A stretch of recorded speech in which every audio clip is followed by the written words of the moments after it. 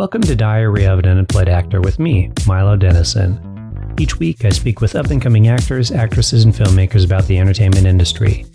We discuss success, failure, and share a few tips to inspire those of you who have a passion for the creative arts. Today, I'm speaking with Adam Broomfield-Strawn. He is a London-based actor and presenter and motivational speaker, really, I should say. In his bio, it actually says that he does life coaching and he has a life coaching website and offers the services. And it totally is valid in his case because in speaking with him, he's a very motivational way of talking. And a few times he actually says things that you could easily just kind of quote as memes. And we actually mentioned that in the discussion. We start off a bit off track where we are talking about our experience with Tough Mudder, which is a race, and kind of just eating healthy and being healthy, which I think is really important, especially for performers, because so much of what we do is based upon how we look and how we sound, and we need to be able to be somewhat healthy in order to do that.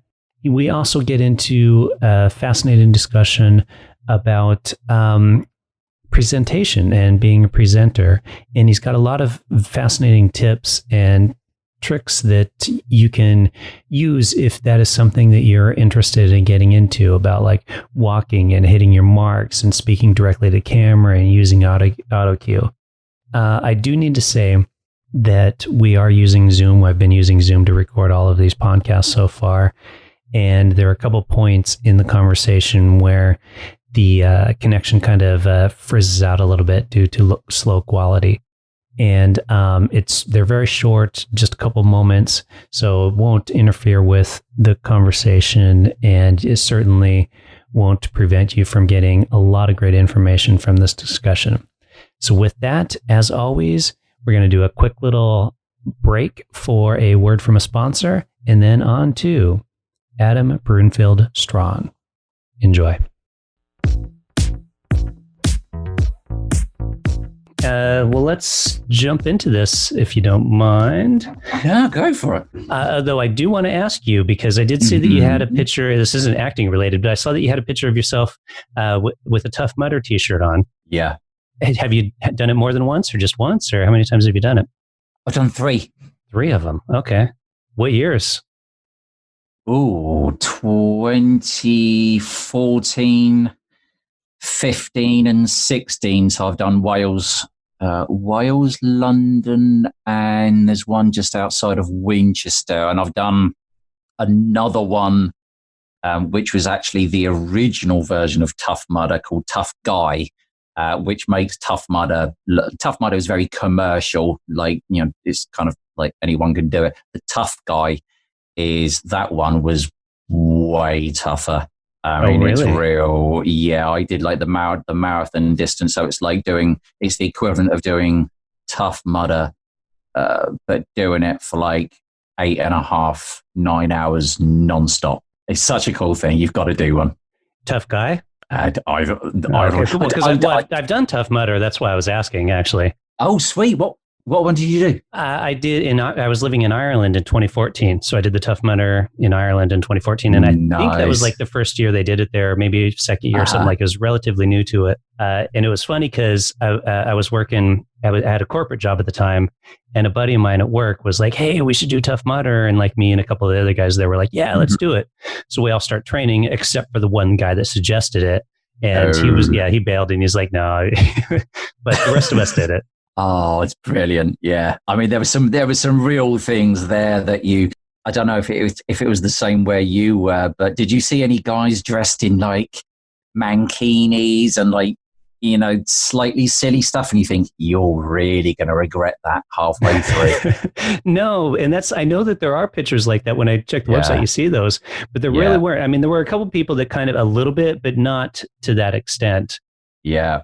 Oh man, I had like proper cross country shoes on rather than regular trainers. I had gloves on, a long sleeve top, and proper like running leggings. So because you've got, Jesus, you got like electroshock therapy, where you've got the electric fences, the nettles, and everything, and it's like you don't want any part of you being exposed because it's really, I mean, those electric shocks, you would have been hit by some as well. They're not tiny, are they? They're not a AA battery. These are. Yeah, you really notice them. Yeah, my hard one was the big tub of ice water. Did you have that one at one of yours? Oh, yeah. That's Arctic Enema. That's called. Yeah. That one I didn't much care for. Oh, I love that. I love that because I was. Oh no, I loved it because I was so hot by the time I got there that plunging through that was like, oh, that's so, because it just cooled me down so quickly. Oh, so yeah. They had that at kind of the beginning of ours, so maybe that was the problem. They should have had it later on. Oh, no, we had ours halfway through. And by the time you got to that, you were so hot. And obviously you were dirty and everything, and you'd maybe been stung by stinging nettles. So to jump in that ice was like perfect. It was just like a really woke you up and kept you going again. They didn't have a nettle one when I did it. They had the electric one, but nothing with nettles.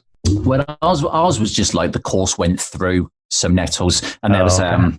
The wires hanging down, so you had to crawl on your belly through stinging nettles with the electric shock above it, and it's like, oh man. But I would do it again. I'm a glutton for punishment. I would do it again. I would do it again too. Like, I need to get back in shape a little bit because obviously I haven't been to the gym since lockdown. But that'd be my big. So I guess for anyone listening, we should probably explain what we're talking about. So Tough Mudder is it 12 miles long? I don't remember the full length of it, but it's quite long. I think it's only about 8. 8, okay. So 8-mile long obstacle course, and they're good obstacles. I mean, climbing over stuff, a lot of mud. Yeah, hence the name. Mud. Yeah, and so it was a lot of fun, but you definitely have to train for it. That would be my big one. Is I would run more in my training. To get more of the distance running. And I would not I just wore like a normal t-shirt. So by the end, I mean, this might sound weird, but my nipples were like chafed, like from the running with the shirt on. And so I had to take the shirt off. But that'd be my big lessons. I mean, mine, because you've got everything there. I didn't find the running so much of a problem because you run to the next obstacle, and then if there's a lot of people, you have to wait around. The thing that I do say to people quite a lot is it is overall fitness, and the best thing you can do to train for Tough Mudder is to go to some kind of a boot camp, something where you're doing press-ups, pull-ups, you're using equipment outside. You might be picking up a little log or a little weight or something or other, because it is full body. Rather than, it's very different to running a half marathon or just regular going to the gym. You need something where it is circuit training. I think circuit training as well is very, very good for training. But it's it's a very good thing to do. Team building, bonding exercise. Oh, absolutely. Yeah. When the 4 of us got done, we were just like the happiest cats in town with how impressed we were with ourselves. Yeah. I've only ever done it on my own. Like everything that I do tends to be on my own because I'm just so competitive. And I've done events where I've been, somebody's holding you back. And it sounds as if I'm not a team player. I really am if it's a team thing. But if I'm doing something and like somebody's holding you back, I'm just sort of like, why didn't you do your training? Just come on.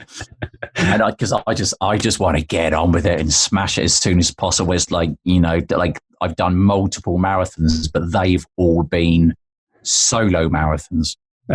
Just me, not even London. It's just like on this date, I'm going to go and run a marathon, and I've got a route, and I go out and do it just on my own for 4.5 hours or so. So, wow. So do you obviously exercise pretty regularly then? What are you doing for exercise now if all the gyms are closed? Well, I guess they just reopened, but. So, I mean, I haven't been back yet. I'm kind of trying to stay away from the gyms and stuff. So lots of running, kind of averaging, so 9.5 miles a day. Good. So I go out for a long run, takes hour and a half-ish. And then I've got some bands that I bought. I saw an Instagram thing. So I've got these bands that you can attach handles to. Yeah. And I just have all of the bands attached. And I go to the exercise equipment in the park around the corner and attach the bands.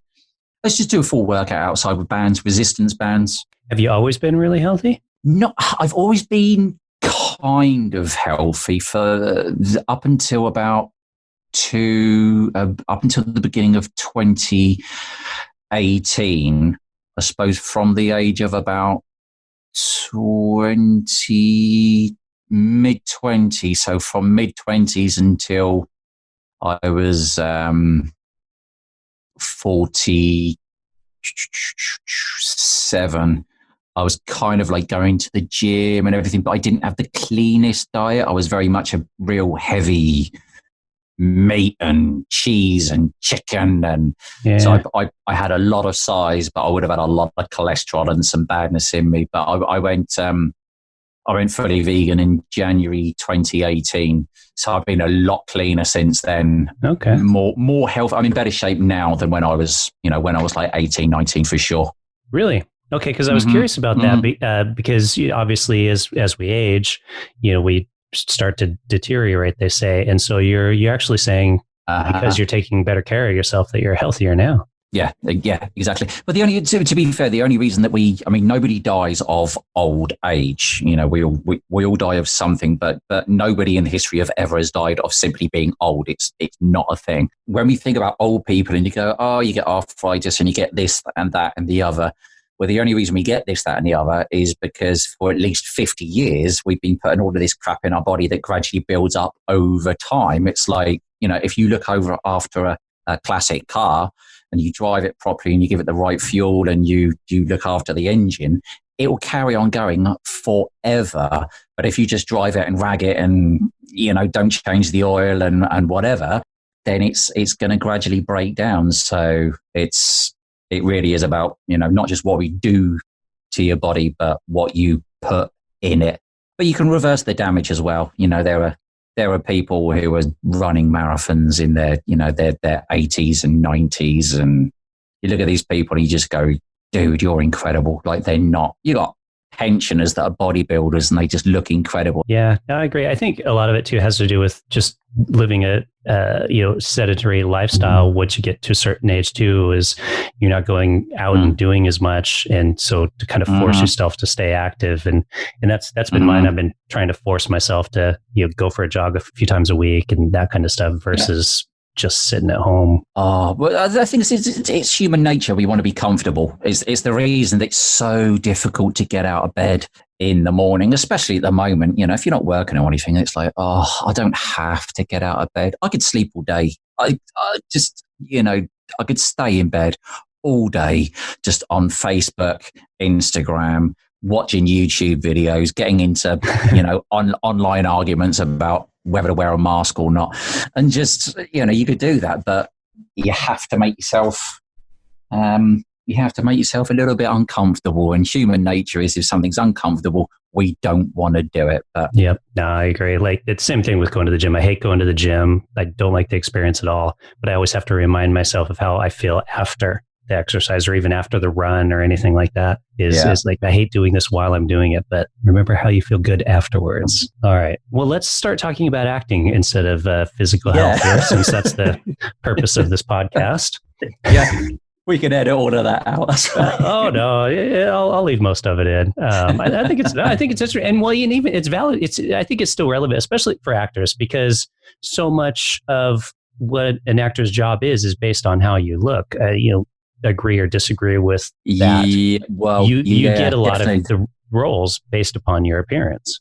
The first thing they see is the headshot. I mean, I don't get. My agent doesn't really put me forwards for much stuff that is, mid to late 40s, because literally it's just my headshots don't look it. I look mid to late 30s. So it's like there's no point putting me up for those, because they just go, you don't look like you're that old. And the better you look, the longer you're in the game. So that's it. Well, you started a bit later as well, because according to your bio here, you started at 42 after leaving the corporate world. Is that right? Yeah. So started very late. Yeah. So what's that story? Is that something you kind of always wanted to do, and leaving the job was the turning point? It was. I would say it was a gradual thing. What happened was I left school and didn't really know what I wanted to do. And I kind of stumbled through just doing any sort of job. I didn't have loads of qualifications. I got like 3 GCSEs and that's it.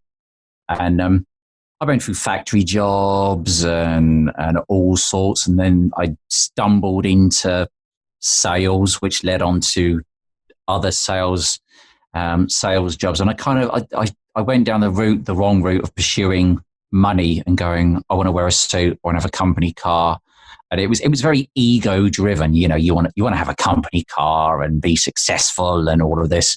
And then when I got to probably, 40, 41, I'd really, really had enough of it. And I was doing stand-up comedy, and a guy that I knew through stand-up was doing background work. So what I ended up doing was on quiet days, because I was in field sales, so I was out on my own all day long, unsupervised. And I would look at the very quiet days, and then I would actually go off on some of those quiet days and do extras work on, TV, films and adverts and things like that. And it was when I was doing background for a McDonald's advert, and the main guy who had been in a program you probably haven't heard of, Grange Hills, very children's program from the 80s.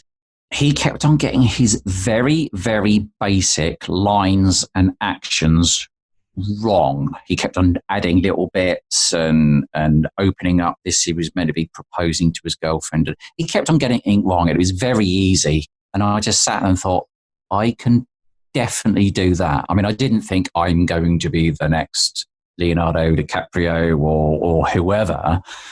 But I just sat there and thought, I can definitely do that. Like, I can definitely get my lines correctly. I remember his lines, his partner's lines, the actions. This is all from years ago. It's just so simple. And I thought, right, you're getting paid a lot of money and you're getting that wrong.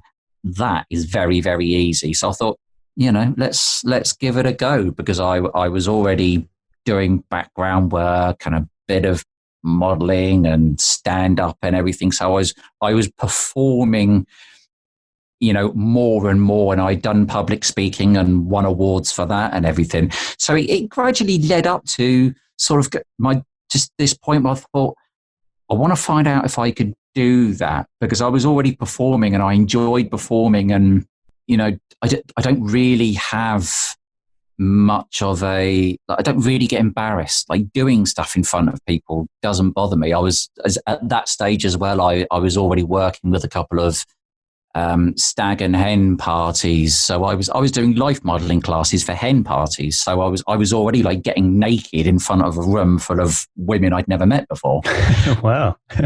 And that is something that I will say to, actors, like, you have to do stuff like that. You have to, like, if you never sing karaoke, sing karaoke. If you only sing karaoke drunk, sing karaoke sober. If you never talk to strangers, learn to talk to strangers. You have to break down these barriers off. And if you can, if you can just get naked in front of a bunch of people, I mean, not in the middle of Trafalgar Square on a Monday afternoon, but if you can do something like that and be completely fine in that environment, because there's going to be scenes you're going to have to do, and it might just be an intimate scene. It might be something where you are not necessarily naked, but the premise is you're naked. It could be a scene where you're having to do something. You might have to kiss somebody of the same sex, and if if you have a problem with that, that is going to be a problem, and you need to be absolutely comfortable doing these things in front of a sound guy and a camera guy and a director and some guy you don't know what his job is, and if is he even meant to be there. You have to be comfortable doing that. So if you can't stand in front of a bunch of people and sing karaoke unless you are blind drunk, there's a little bit of work on that filter of, you have to a certain degree not give a fuck. Yeah, that makes perfect sense. And it's funny, they talk about children actors versus adult actors. And I think one thing that makes children actors good is that they don't have that inhibition. They're totally okay with running and doing all kinds of random stuff because they don't filter themselves like we do as adults. Mm-hmm. Yeah, you're totally not. As a child, you're not thinking like, what are they going to think of me? I mean, when I've got two children, a 10-year-old and a 7-year-old, and when I'm with them, I'm very aware that I will be running around with my children, climbing on the climbing frame, playing hide and seek, climbing through tunnels and, pretending to be a pirate or whatever. And I'll do all of these things, but I will be very, very aware that the vast majority of other parents will be sat down on their phone or watching their children, but not joining in. And it's like, I understand that, a lot of parents are just going to be knackered and they're like, right, I just want to sit down. I'm absolutely exhausted. And I totally get that. But, a certain amount of that is going to be like, I don't feel, whereas I'm the crazy dad running around, putting on voices, joining in with other kids, just because I don't care. It's like, just be a child. If you can't be a child when you are with your own children, when anyone looking at you is just going to think, if anything, they're just going to think, wow, what a great dad, what a great mum. If you can't do it then when you have permission to, like, Jesus, when can you do it? You're never going to be able to do it on stage if you can't just do it when you're allowed to do it. Yeah. Just stop caring what people think. Yeah. Well, I think that's good advice for anything in life, really, but especially for actors and actresses. Maybe not if you're a politician, maybe caring what people think is That's what gets you voted. I mean, for actors and performers, yeah. If you're actors and performers, it's like, I think it was Anthony Hopkins. There's a meme out there where he just says, what other people think of me is none of my business.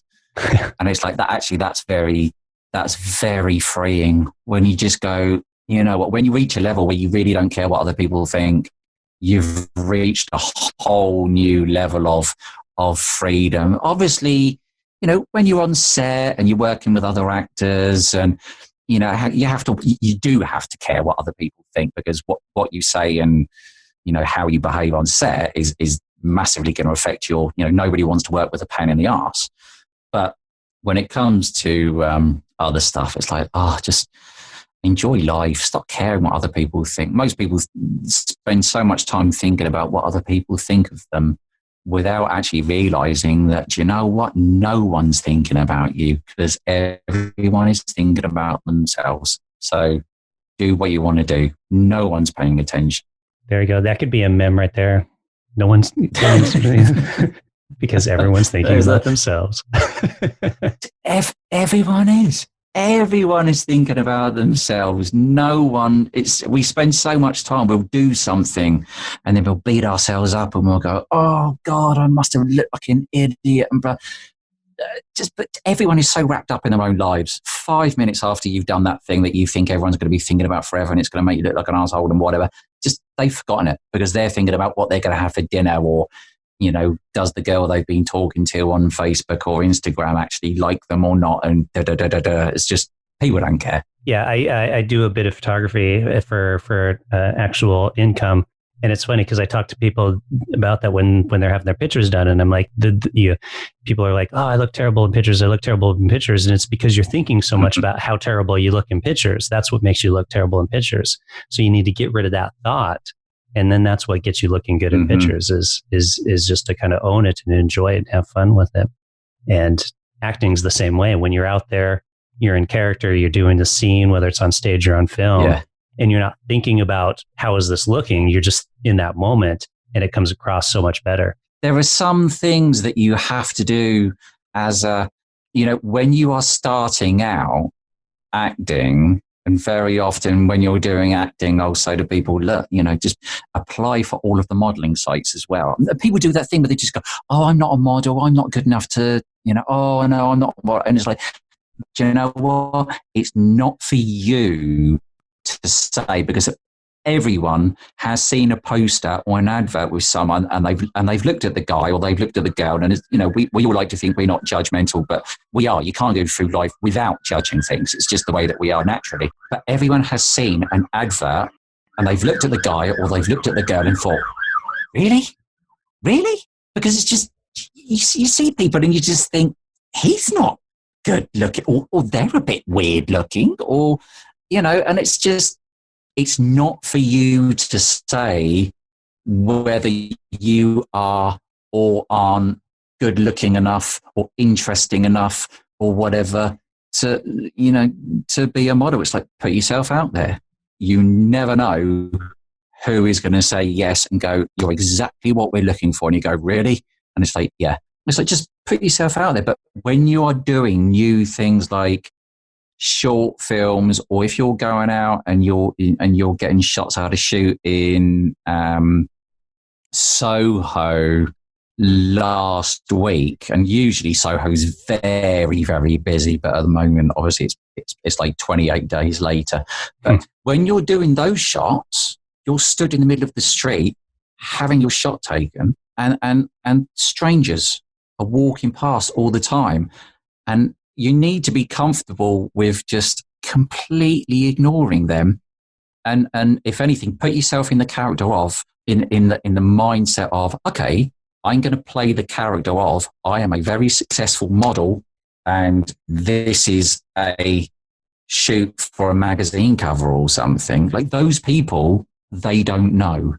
But it's like, well, make it an acting project. Who is your favorite model? What are they doing? Imagine you are them and just go, because at least if you're acting like your professional model and, it's the cover of a magazine, you're more likely to get some very, very good prints that could lead on to the cover of a magazine or something. You don't know. But if you stood there thinking, oh, I'm not good enough and whatever, exactly what you said, it's got to come across. It's like, fake it till you make it, to an extent. Yeah, absolutely. How do you find being a presenter different from being an actor? Like, kind of, what are those kind of skill set differences between the two? With the presenting, you're not really, it's like you are acting because you're acting as the face of a company, but it's much more, like, it's less free and it's less realistic what you tend to get representing. I mean, if it's green screen and you got auto cue, then it's great, because you still have to read it in a very, you still have to read it in a very structured way that comes across with the right emphasis on certain points and certain wordings and phrases, and some of those can be very technical, and so you have to look at the script beforehand and make sure if there's a word you've never heard before. Or I've done some stuff for pharmaceutical companies, there might be dialogue and terminology that you've never heard before, so you might have to say to the people, okay, how do you pronounce this word, or look it up on your phone, look it up on YouTube. You can pretty much type in how to pronounce and then whatever word it is, and it will come up. So there can be a lot of that sort of unnatural terminology to you. It tends to be framed a lot tighter. So if you are on the spot, you're not going to be doing as much moving around, because when you say where's my start and end frame, where, unless it's a walking and talking scene, you can be confined. If it is a walking and talking scene, you have to learn to walk while looking at the camera and saying certain things when you reach a certain point. So there will be a lot of finding your end point and saying, right, okay, this is the end point, and looking at where your foot is, or looking for a reference point. It could be a part of a fence, it could be a line on the floor, piece of chewing gum, whatever. And then you have to walk backwards while reciting your lines forwards, so you know exactly where your start point is. You can't count your steps, but you have to know when you get to a certain point, that's where you are, to finish on a certain line or emphasis. So there's a lot more blocking in presenting work, and you can also get a lot of gesticulating to invisible things. So you have to learn to point in exactly the same point every single time, knowing that they're going to superimpose wording or images or something. So it's, using your imagination a lot is there. Whereas regular acting is much more freeing because you learn the character and the backstory and, what do I want from the scene? Who am I? Where am I? What am I? What's my intention? There's a lot more to get your teeth into. Whereas presenting work, in some ways it's easier, in some ways it's harder, but it's good to do because it can be very lucrative. If you get a good commercial gig, it can pay some, good money. Even the smaller roles, £200-300 sometimes, which for an early gig is good. And if they like you, very often they will, they'll rebook you, which you don't always get from student films and other things. Do you find it, because I would find a bit more, because let's say you're doing a scene as an actor and you flub a line or something like that, you can maybe back it up a few lines, or whereas if you're presenting, to your example of if you're walking, talking, and you have to hit your lines at a certain point, you flub a line, you then have to kind of start all the way at the beginning again? Yes. I mean, to that sense, it is the same. But to a certain extent, it can be easier. It's all about the mindset, because very often they will block off little pieces. So you'll be walking and talking, and I'm saying this, and I hit this point, and I say this, and I pause. And because you get that, so it's not going to be a long, I'm doing a thing at the end of this month, and it's like a 10-minute monologue. It's just me, and it's live. So that's the type of thing where you go, okay, I've really, really got to get this. Whereas with the presenting stuff, again, unless it is live, it's really not a problem, because you say the bit and you fluff a line and you go, crap. Okay, let's start again. And you can just bang, bang, bang and just do it again and again and again. But it can be easier to learn those lines and everything, because you have the layering of step, this point, stop, look at the camera, say this thing. It can be very easily programmed into your mind, because it's not an emotional thing, which is what you need to learn the lines and the intricacies of an acting role. But because it is so repetitive, you very quickly pick it up. So it has its pros and cons. It's not the most interesting, but it can be easier to get those scenes done, knowing that it's not going to be a real long thing. So you just do a little bit and they'll go, okay, we'll just start again from this point. They can chop it and cut it and everything, because the end result is very often chopped with, they'll insert slides and graphics and things anyway. So in that sense, it is easier. Any tips for reading off autocue or a teleprompter to make it not look like you're reading off of one? A couple of run-throughs first, definitely. I mean, ask them to, if it is on the screen, while they're setting up, you can find out that the name of the person who's in charge of the auto cue, and say, can you keep it looping? And then while they're setting up the lights and everything else, you can look at it, because then you can learn the speed that is going to be the speed that they want. But you can get an idea of, okay, how fast do they want it? And again, you can speak to the director and say, well, okay, what sort of pace do you want it at?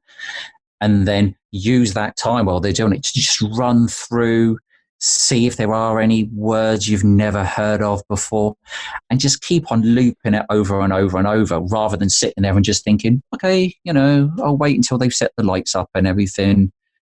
If the camera's there and they can get it on screen, just go through it as many times as possible, because yes, you are reading off the screen, but exactly like you said, you don't want it to look like you are reading off auto cue. You want to be Barack Obama. You don't want to be Donald Trump. Right. You want to make sure that you can, or Dick Cheney. We're just going to be. It's not Cheney, is it? Who's up there at the moment against Trump? Anyway. Oh, Joe Biden.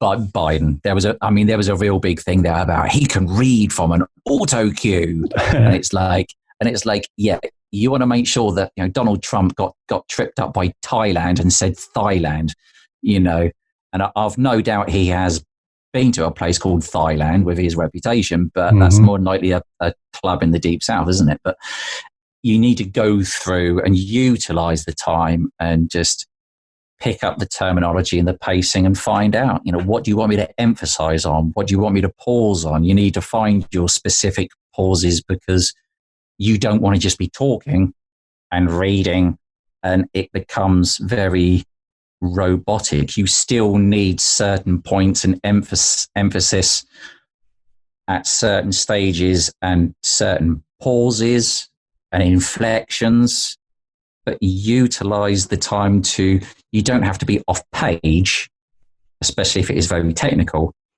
but the more comfortable you are with not actually reading it, the better. Yeah. Is it hard sometimes, because you mentioned like pharmaceutical companies or maybe some technical company, to show enthusiasm for the product, especially if you're reading technical terms and it's like such and such is such a great product and it's, this long technical list of things. And you're like, yeah, that is exciting.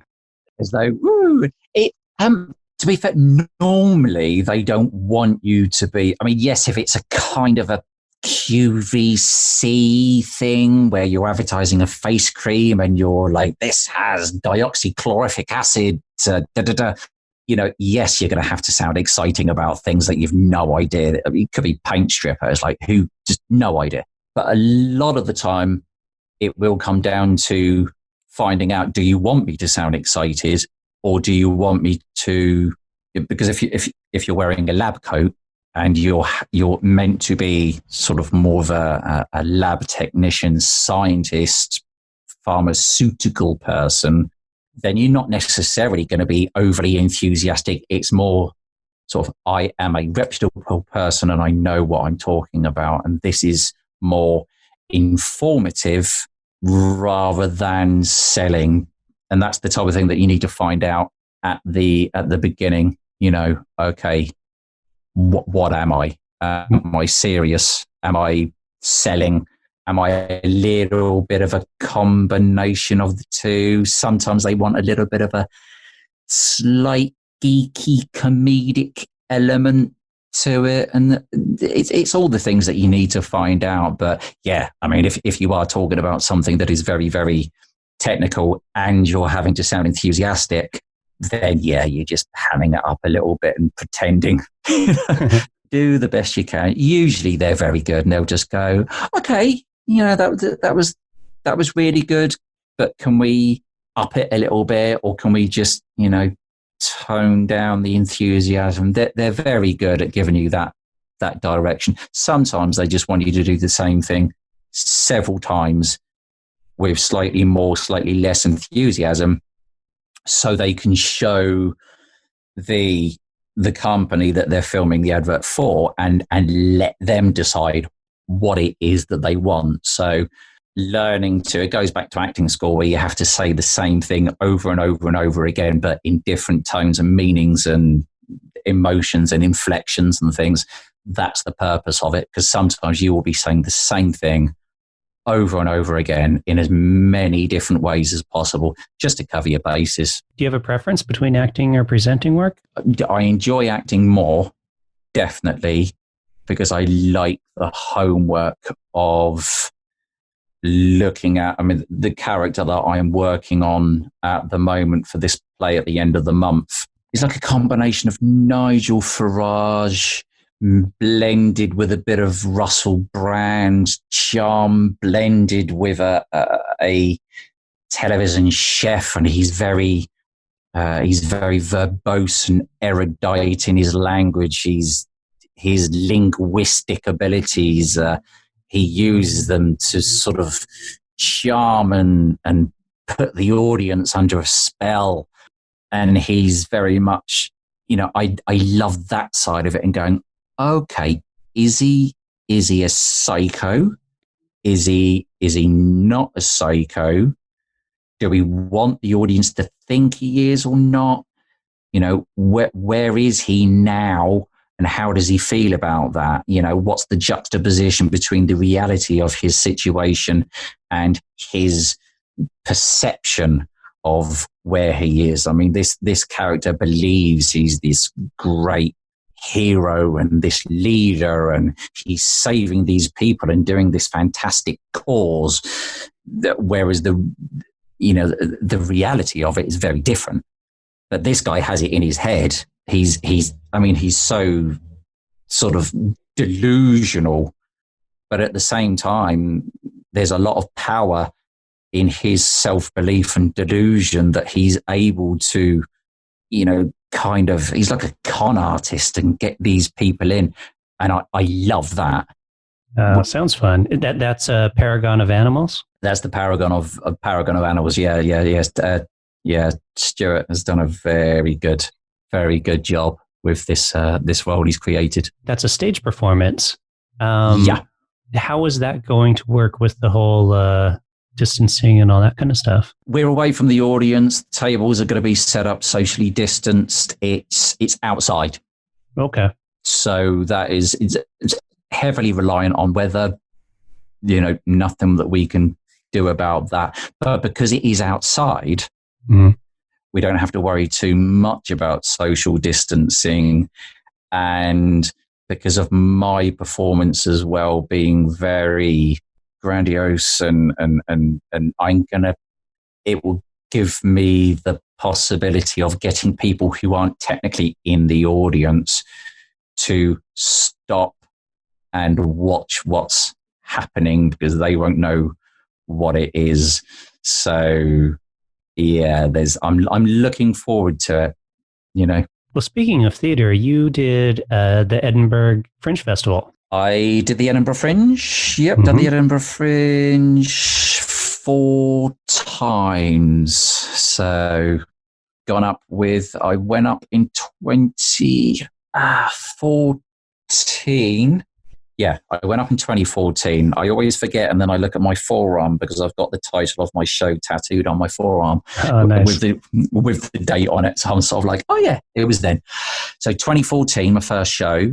I just went up, and it was just me for an hour doing stand up, and it was very much just me, my life, where I came from, where I am, intermixed with characters from my life and everything.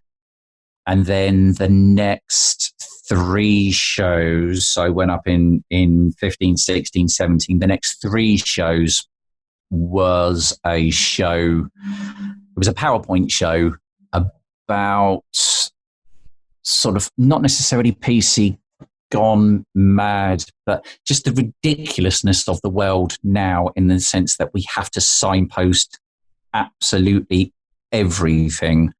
Because there are a lot of very dumb people, and very much we're very much in this, where there's a blame, there's a claim society, which means now we have signs above urinals that say "Do not drink the water," and signs on fences with great big sharp spikes saying "Please do not sit on the fence," and just ridiculous things. And it all started from, I saw a very complex instruction in a public toilet about how to wash your hands, and it was sponsored or paid for by the NHS, and it was like, this is your mum and dad's job to tell you how to wash your hands. This isn't the job of the NHS to show people on a 15-point step-by-step guide, this is how you wash your hands. It's like, so went up and did that 4 times, and I didn't go last year, and obviously nobody went this year, so it's a real shame. But the Edinburgh Fringe is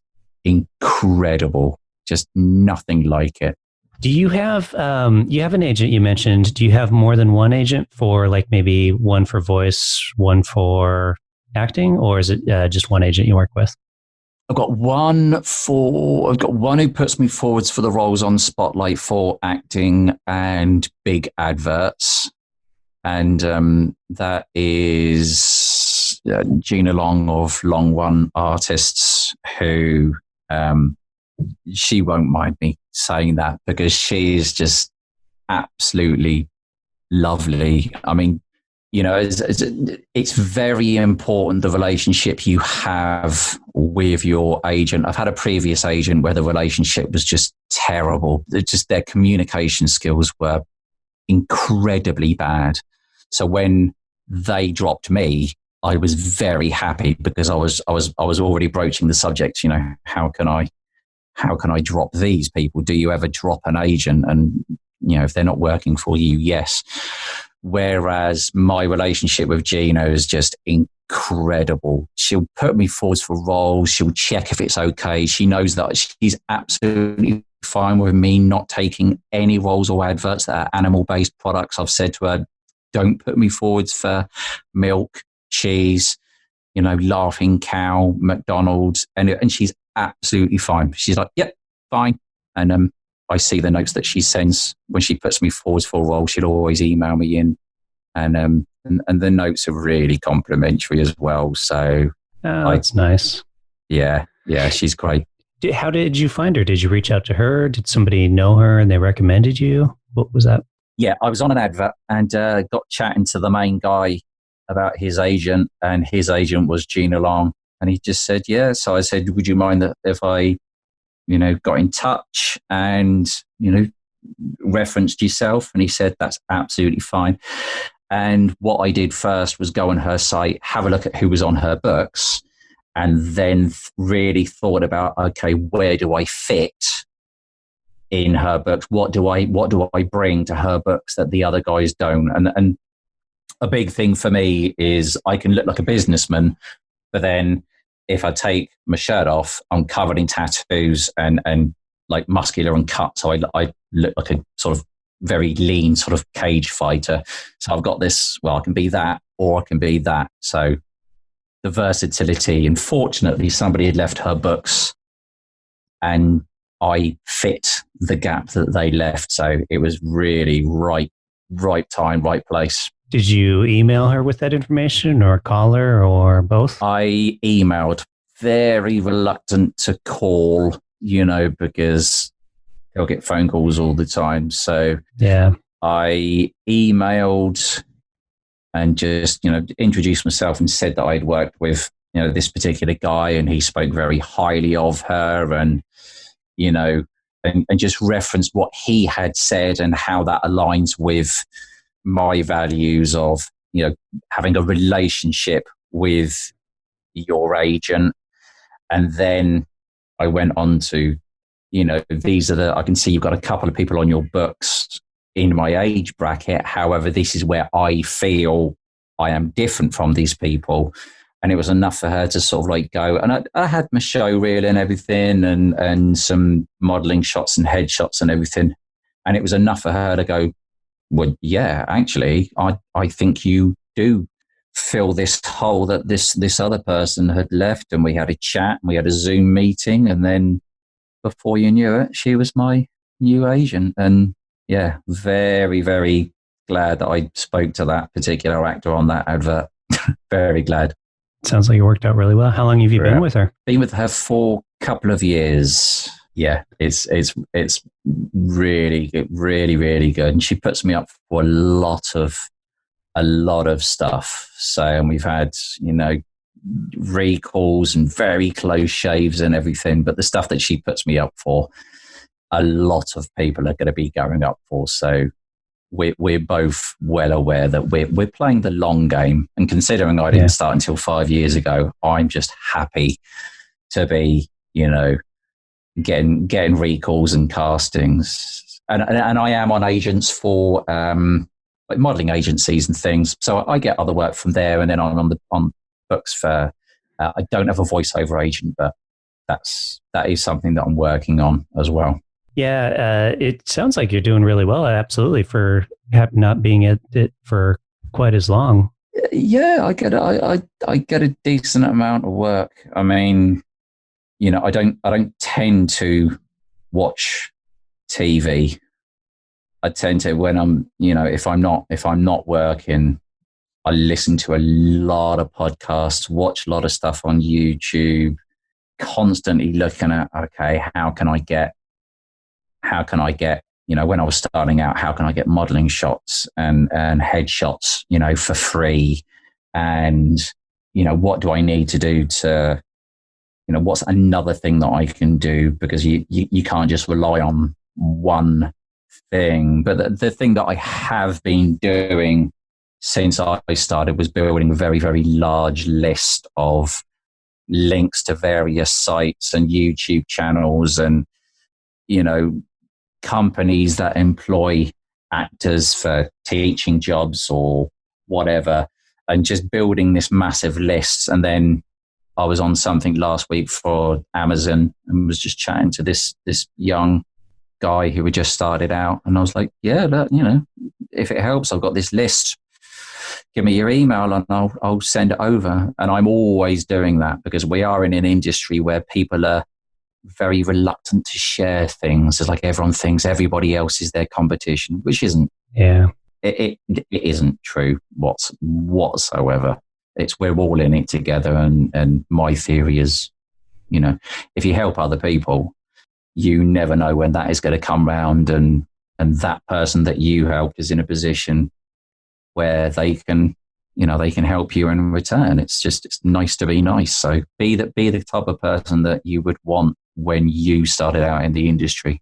Yeah, I agree. I think people are more inclined to get work by working with other people and trying to help each other out, because it's remembered versus not helping the other person out, and then it does not come back around. And I certainly would agree with that as well. Yeah. And last thing here, if people want to track you down, social media or wherever, where would they find you? Very, very easy to find. I'm on Facebook, Adam Broomfield-Strawn. I am on Instagram. Got a couple of Instagram. The main one is Adam Making It Happen, which is just one M. So it's Adam Making It Happen. So it all flows just to make it a little bit quirky. And working on, I'm having the website done for the life coaching, and that's going to be up soon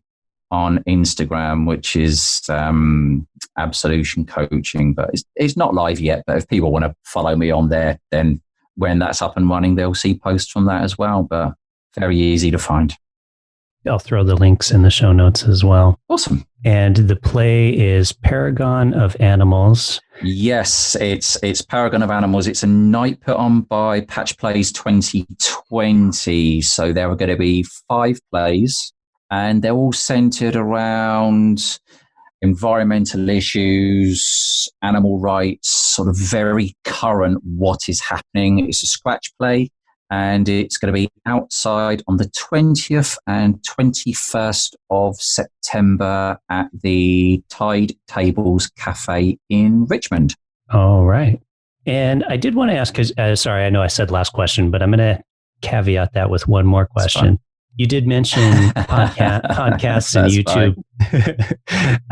You did mention podcasts and YouTube. Any recommendations for people listening? Like maybe your top 2 or 3? The Actors Group, Conversations and Craft by Danielle Tarmy. That's a podcast?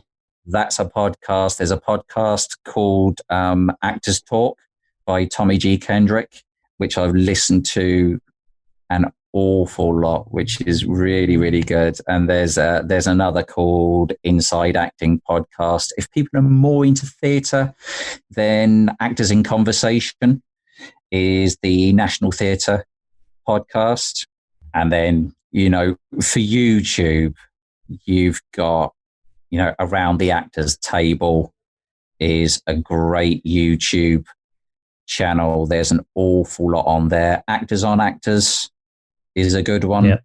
They're great. The Spotlight, a lot of people still don't go on Spotlight, but spotlight.com, news and advice. You've got things like how to self-tape, and a lot of people still get very basic things wrong. So the Spotlight page and Spotlight have a podcast as well. So I would definitely recommend that. It's the type of thing, rather than when you're traveling on the tube and you just, playing Candy Crush Saga and stuff like that, listen to a podcast, watch a YouTube channel, get some audiobooks of, you can join Audible for £8 a month and listen to, Bryan Cranston, Life in Parts, and, just various other actors, listen to their autobiographies and learn what they did and what they went through, because some of those you get absolute gems.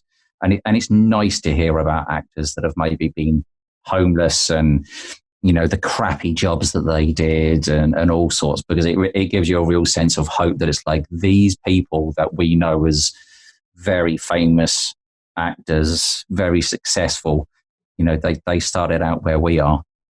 Some of them are living in cars and just not being able to pay their rent and all sorts.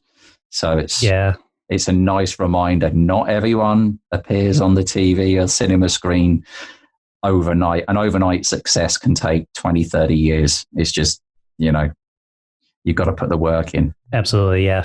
Not too many people get their big break on their first audition. Most of the time, it's a lot of no's and a lot of hustling until it happens. Every no takes you closer to the next yes. If you get a no, you go, great, that's one no down. One no down. If anything, you want the no. You want the no's. You want the no's. Just give me a no. Give me a no. Give me a no. Every single no leads you.